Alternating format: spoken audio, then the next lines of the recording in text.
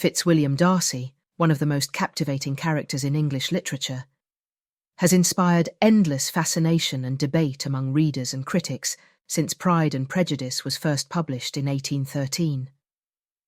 Despite his initial portrayal as an aloof, seemingly unlikable aristocrat, Darcy undergoes one of the most profound transformations in Jane Austen's works. But what makes this character so enduring? It's his complexity. A man whose journey from pride to humility reveals that even the most privileged and seemingly perfect individuals are deeply human, flawed, and capable of remarkable growth. When Mr. Darcy steps into the pages of Pride and Prejudice, he carries an air of superiority that is impossible to ignore. As the wealthy master of Pemberley and nephew of the formidable Lady Catherine de Bourgh, Darcy has every reason to hold his head high in the rigid class system of 19th century England. But his wealth and position are both a blessing and a curse. At the Meryton ball, he famously dismisses Elizabeth Bennet as tolerable, I suppose, but not handsome enough to tempt me. With those words, Darcy cements himself as the proud, disagreeable figure the audience loves to dislike. Yet, this first impression is a mask, a carefully crafted shield born of privilege and the isolation it brings. Beneath Darcy's aloof exterior lies a man of deep integrity and intelligence, though he is also plagued by his own flaws. He is a product of his upbringing, moulded by a society that places enormous value on wealth and status. But Darcy's pride isn't purely about vanity. It stems from a sense of responsibility toward his family and estate. His social awkwardness and high standards often make him appear condescending, but these traits hint at a deeper complexity that Austen masterfully reveals over time. The pivotal moment in Darcy's character arc arrives with Elizabeth's rejection of his first marriage proposal.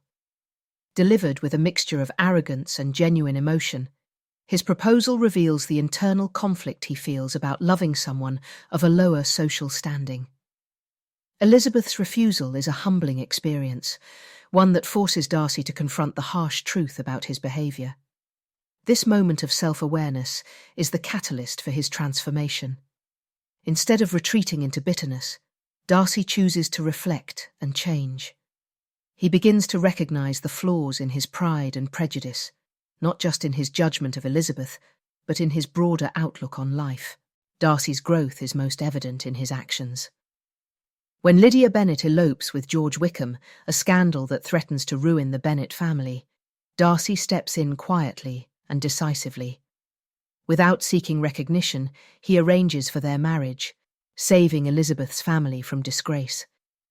This act of selflessness highlights his transformation. Darcy is no longer the man consumed by pride and social superiority. Instead, he is driven by love, empathy, and a desire to do what is right. Mr. Darcy's journey from pride to humility is one of literature's most compelling character evolutions. His story reminds us that growth is possible for anyone willing to confront their flaws and strive for something greater.